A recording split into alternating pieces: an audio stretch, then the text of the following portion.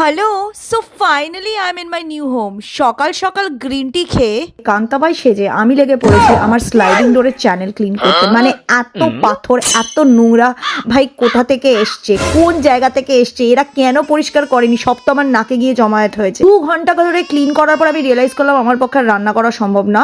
তো চলে গেলাম হাজরা, কারণ আমার ভীষণ বিরিয়ানির খিদে পাচ্ছিল। হ্যাঁ, মানুষের খাবারের খিদে পায়, আমার মাঝে মাঝে বিরিয়ানির খিদে পায়। আর যদি তোমরা গেস করে ফেলো যে আমি কোথা থেকে মাটন বিরিয়ানি খাচ্ছি, নিচে কমেন্ট করে ফেলো। তারপর আমি চলে গেছিলাম গরম গরম চা খেতে। রাতে আমার ক্রেভিং হয়েছিল মোমো খাবার, তাও আবার নিজে বানিয়ে। এই যে ব্যাপারটা হয়, আই ডোন্ট লাইক দিস।